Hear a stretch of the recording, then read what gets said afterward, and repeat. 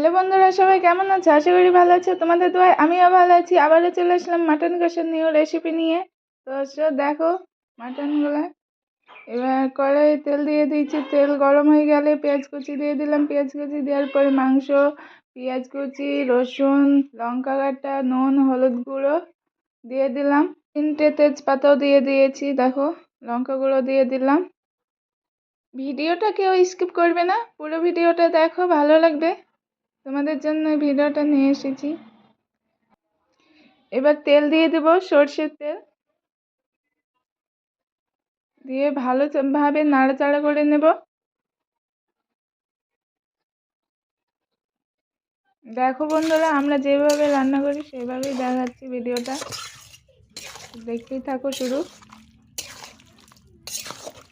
অনেকক্ষণ নাড়াচাড়া করে নিতে হবে, মানে ঘষে চড়ে নিচ্ছি তো, আগে থেকেই মশলা সব কিছু মাখিয়ে তারপর রান্নাটা চাপাবো, সেই জন্য সব মশলা মাখিয়ে নিচ্ছি। তো দেখো এবার ভালোভাবে কষিয়ে নেব মাংসটা। ভিডিওটা ভালো লাগলে লাইক, কমেন্ট, শেয়ার করে দিও। নতুনরা সাবস্ক্রাইব করে পাশে থাকা বেল আইকনটাকে প্রেস করে আমাদের পাশেই থেকো। তো দেখো মাংসটা কষিয়ে নেব।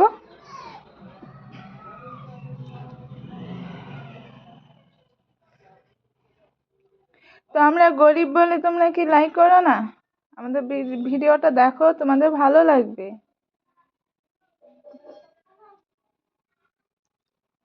দেখো এবার জিরে বাটা দিয়ে দিলাম। জিরের সঙ্গে মশলা, মানে এলাচ, কাঠ মশলা, তারপর লং, সব কিছু বেটে একসঙ্গে দিয়ে দিলাম। এবার আবারও কষিয়ে নেব ভালো করে। বারবার নাড়াচাড়া করতে হবে, না হলে তলে লেগে যাবে, না হলে ভালো লাগবে না লেগে গেলে। তো দেখো এবার জল দিয়ে দেব। জল দিয়ে দিয়েছি, দিয়ে সেদ্ধ করতে দিলাম। সেদ্ধ করা হয়ে গেছে। দেখো কালারটা একবার লাল লাল, মনে হচ্ছে ঝাল হয়েছে। আমাদের বাড়ির সবাই ঝাল খায়, তাই ঝাল দিয়েছে। দেখো নামিয়ে নিলাম।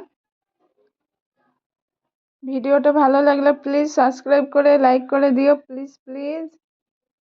দেখো অনেক সুন্দর লাগছে, খেতেও অনেক টেস্টি হয়েছিল।